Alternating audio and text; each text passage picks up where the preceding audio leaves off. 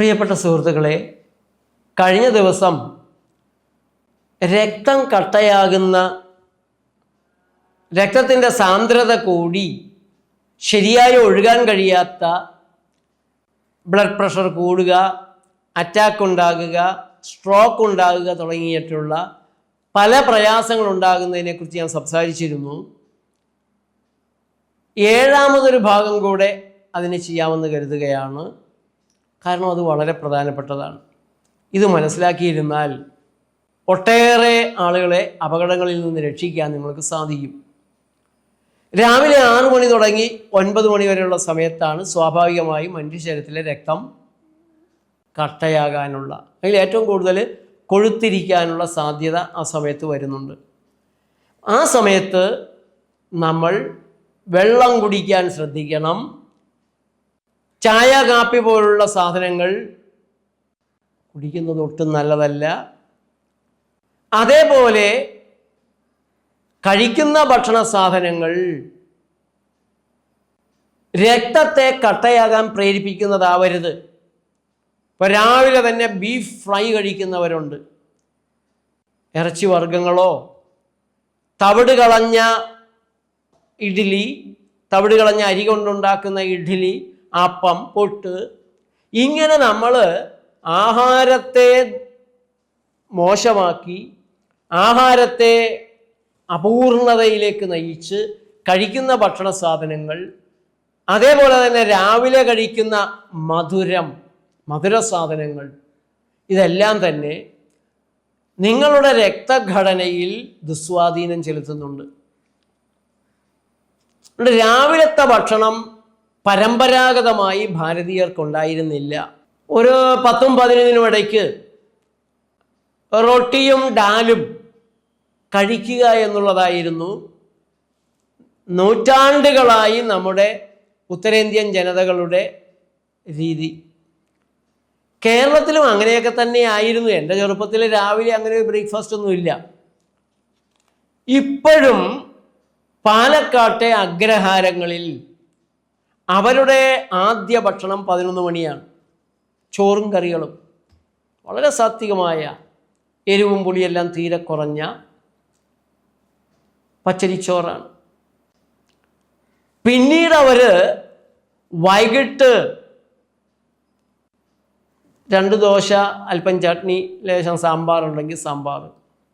അതിനിടയിൽ ഒരു 4 മണിക്കൊരു ചായ കയറി കൂടിയിട്ടുണ്ട്. ഇപ്പോൾ ചായ എന്തെങ്കിലും ഒരു ലൈറ്റ് കയറി കൂടിയിട്ടുണ്ട്. അതിനുശേഷം വൈകിട്ടുള്ള ഭക്ഷണം 8 മണി 10 മണിക്കൊന്നുമല്ല, ഒരു 5 മണിക്കും 7 മണിക്കും ഇടയിൽ തന്നെ അവർ കഴിക്കും. രോഗങ്ങൾ തീരെ കുറവാണ്. പിന്നെ ഈ പറഞ്ഞ രീതിയിൽ അവരിപ്പോൾ കഴിക്കുന്ന അനേകം വീടുകളെ പ്രകൃതി ആഹാരത്തിലേക്ക്, ഏറ്റവും രുചിയുള്ള ഭക്ഷണം പ്രകൃതി ഭക്ഷണമാണ് എന്ന തിരിച്ചറിവിലേക്ക് ആനയിച്ചിട്ടുള്ള നേച്ചർ ലൈഫിൻ്റെ ഒരു പുസ്തകത്തെ ഒന്ന് പരിചയപ്പെടുത്താം. സുജീവിത പാചകം. ഡോക്ടർ MC സൗമ്യയാണ് ഈ പുസ്തകം എഴുതിയിട്ടുള്ളത്. ശ്രീലങ്കൻ വിഭവങ്ങൾ, തായ് വിഭവങ്ങൾ, ഓരോരോ രോഗങ്ങളെ മാറ്റുന്ന വിഭവങ്ങൾ. 9496044503 അതിൽ വാട്സപ്പിലൊരു മെസ്സേജ് അയച്ചാൽ നിങ്ങൾക്ക് പുസ്തകത്തിൻ്റെ നടപടിക്രമങ്ങളിലേക്ക് കടക്കാം. നിങ്ങളുടെ വീട്ടിൽ വലിയ മാറ്റം വരുത്താൻ, നിരവധി രോഗങ്ങളെ ഒഴിവാക്കി ആരോഗ്യത്തെ തിരിച്ചു കൊണ്ടുവരാൻ, ആരോഗ്യത്തെ നിലനിർത്താൻ ഈ പുസ്തകം സഹായിക്കുമെന്നുള്ള കാര്യത്തിൽ യാതൊരു സംശയവുമില്ല. പിന്നെ ഈ പറഞ്ഞ രീതിയിൽ അവരിപ്പോൾ കഴിക്കുന്ന കാർബോഹൈഡ്രേറ്റ് പ്രോസസ്ഡ് കാർബോഹൈഡ്രേറ്റ് ആകുമ്പോൾ, തവിട് നീക്കിയ അരിപ്പൊടിയൊക്കെ ആകുമ്പോൾ അവർക്കും പ്രയാസങ്ങൾ വരാം. അതുകൊണ്ടുണ്ടാകുന്ന കഫത്തിൻ്റെ ആധിക്യത്തിനൊക്കെ മരുന്നുകൾ കഴിച്ചു വരുമ്പോൾ അവർക്കും അറ്റാക്കും പ്രശ്നങ്ങളൊക്കെ വരാം. എല്ലാം കൂടി ഇങ്ങനെ കുഴഞ്ഞു കിടക്കുകയാണ്. ഏതായാലും മറ്റു ഭാഗങ്ങളിലെ മനുഷ്യരെ അപേക്ഷിച്ച് രാവിലെയും ഉച്ചക്കും വൈകിട്ടും അതിനിടയിൽ 11 മണിക്കും 4 മണിക്കും ഒക്കെ ഓരോരോ തരത്തിലുള്ള ഭക്ഷണ സാധനങ്ങൾ കഴിക്കുന്നവരെ അപേക്ഷിച്ച് ഈ അഗ്രഹാരങ്ങളിൽ രോഗങ്ങൾ കുറവാണ് എന്നുള്ളത് നിങ്ങൾക്ക് ഒന്ന് പരിശോധിച്ചാൽ മനസ്സിലാക്കാൻ സാധിക്കും. അതേപോലെ തന്നെ ഉത്തരേന്ത്യയിലെ മനുഷ്യരിൽ രോഗങ്ങൾ കുറവാണ്. കപ്പലുകളിൽ പോകുന്ന ജോലിക്കാർക്ക് അവരുടെ മെസ് ടൈം 12 തുടങ്ങി 2 മണിക്കുള്ളിൽ തീരും. റേഷനുണ്ട്. പട്ടാളക്കാരിൽ റേഷനിങ് ഉണ്ട്, സമയം കൃത്യമാണ്, പഴകിയ ഭക്ഷണമൊന്നും കിട്ടില്ല, ശുദ്ധമായ ഭക്ഷണമാണ് കൂടുതലുള്ളത് ജയിലുകളിൽ. അപ്പോൾ ഭക്ഷണത്തിന് അല്പം നിയന്ത്രണം. രാവിലെയുള്ള ഭക്ഷണം ലൈറ്റായിട്ടുള്ളവരിൽ, അല്ലെങ്കിൽ രാവിലെ ഭക്ഷണം ഇല്ലാത്തവരിൽ, ജയിലിൽ രാവിലെ ഭക്ഷണമില്ല, 2 നേരമേ ഉള്ളൂ.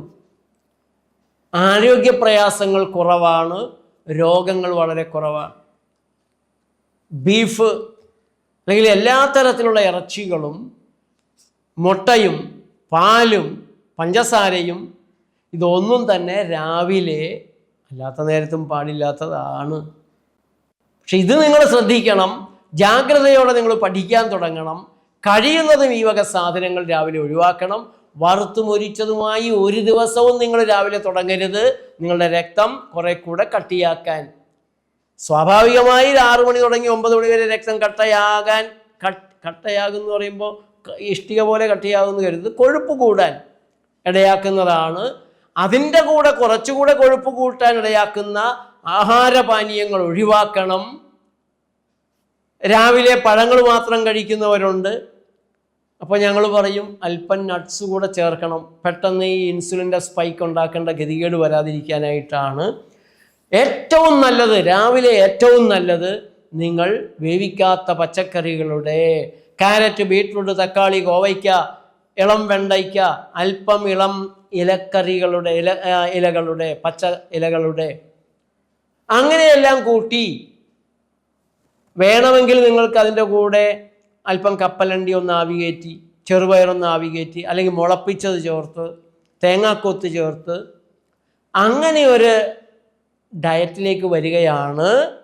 പ്രത്യേകിച്ച് രക്തം കട്ടയാകുന്ന തരത്തിലുള്ള പ്രതിസന്ധികൾ, ഹൃദയത്തിന് പ്രയാസമുള്ളവർ, സ്ട്രോക്കിൻ്റെ പ്രയാസമുള്ളവർ, ത്രോംബോസിസ് പ്രോബ്ലങ്ങളുള്ളവർ, ഈ ഒരു ഡയറ്റ് രാവിലെ അവർ വേവിക്കാത്ത പച്ചക്കറികൾ കഴിക്കട്ടെ. അതല്ല നിങ്ങൾ അവിയലിലേക്ക് പോവുകയാണെങ്കിലും ആയിക്കോട്ടെ, ഉച്ചയ്ക്ക് ചോറും കറികളും നിങ്ങൾ ആഘോഷിച്ചോളൂ. പക്ഷേ ആദ്യ ഭാഗം വേവിക്കാത്തതായിരിക്കണം, വേവിച്ചത് പുറകെ കഴിക്കുക. പിന്നീട് ഒരു ഭക്ഷണം കൂടെ നിങ്ങൾക്കാകാം, അത് പഴങ്ങളും അല്പം നട്ട്സും ആണെങ്കിൽ ഏറ്റവും നല്ലത്. അല്ല വീണ്ടും റോ വെജിറ്റബിളും നട്ട്സും ആണെങ്കിൽ അങ്ങനെ.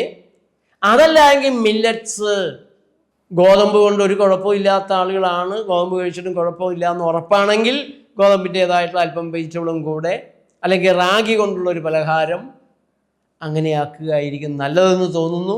ഇടയ്ക്ക് ജ്യൂസുകളാകാം, കരിക്കൻ വെള്ളമാവാം, പച്ചവെള്ളം കുടിക്കണം, ആവശ്യത്തിന് വെള്ളം കുടിക്കണം. നിങ്ങളിതൊന്ന് ചെയ്തു നോക്കുക, നിങ്ങളുടെ ആരോഗ്യത്തിന് തീർച്ചയായും വ്യത്യാസമുണ്ടാകും. കഴിയുന്നത്ര ആളുകളിലേക്ക് ഇതൊന്ന് ഷെയർ ചെയ്യണം. ധാരാളം ആളുകളെ ഈ ചെറിയ വിവരം പകർന്നു കൊടുത്ത് നിങ്ങൾക്ക് രക്ഷിക്കാൻ സാധിക്കും. നന്ദി, നമസ്കാരം.